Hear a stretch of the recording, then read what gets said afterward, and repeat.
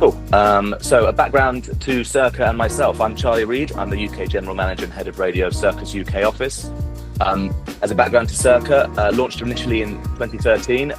In September of 2024 last year, we officially rebranded to Circa, and we currently work across the UK, US, international radio arms, alongside Club Promo and our newly launched new media service.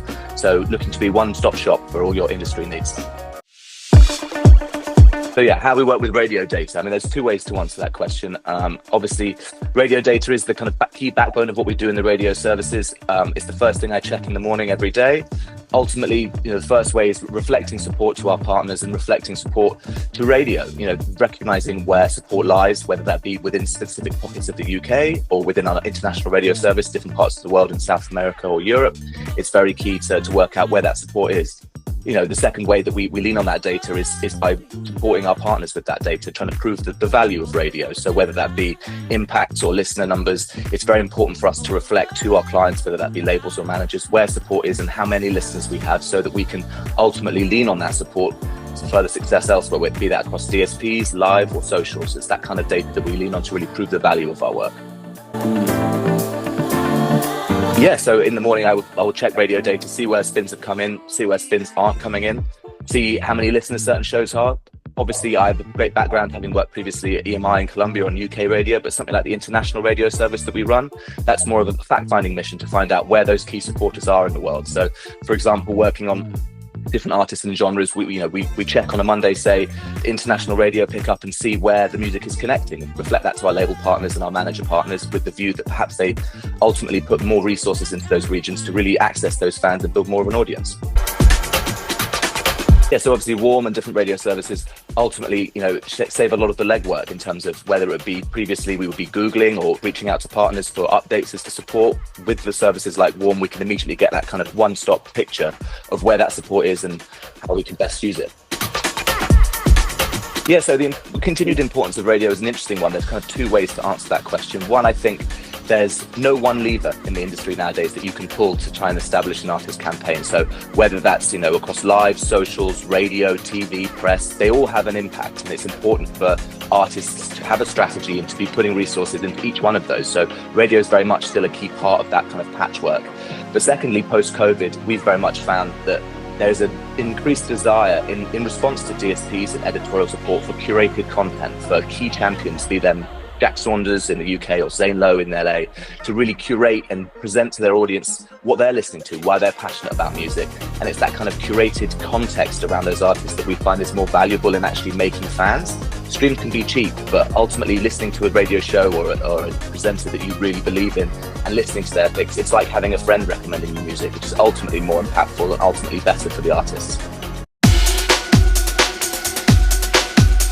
Much like everything in the industry nowadays, there's no one way to get radio play. Obviously, the music has to be high quality, so it has to be something that you believe in. But one thing I always tell, certainly emerging artists, is that it's important to have that personal touch. Thank DJs and shows for supporting your music on air. Bring them down to gigs, reach out to them, build an organic connection. In the UK specifically, we're very lucky to have the BBC Introducing Network, which is very much an artist-first relationship between the BBC Introducing service and their artists.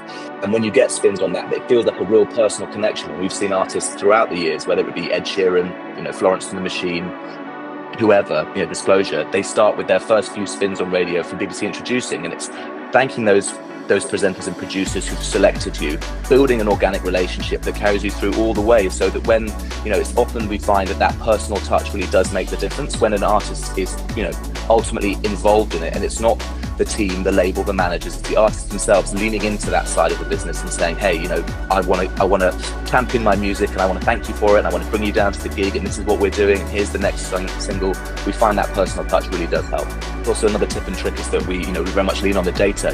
Whenever bringing on a new artist campaign to radio, it's very important to see where the support has been previously, whether those supporters are still at radio, whether they've left, they've gone to new stations. It's those personal connections that you can lean on, and that the data from previous support that you can lean on to really inform what the next steps are. So we're very much attuned to seeing that radio data and helping that inform what our next steps are for the radio. Yeah, I guess what Warm allows us to do nowadays is to take on more work and do higher quality work. So we spend less time in that legwork of using search engines to try and find out supporters or try and find out listen figures, etc. We can use Warm as a kind of one-stop shop to really maximize what we're doing and do it to the best ability possible as quickly as possible. So much like all the best, the best things of technology, this allows us to do better work quicker.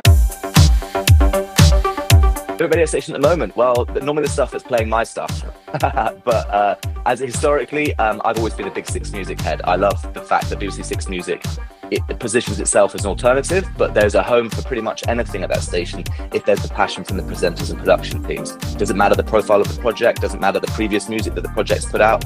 If it makes them feel something, there'll be a home for it. And I love that. It feels like it really is a one-to-one relationship between me, the presenters and the producers, where I take on stuff that I believe in, I tell them the story and try and impress upon them why I believe in it, and when they believe in it, they'll play it. There doesn't have to be anything else, and that's quite pure.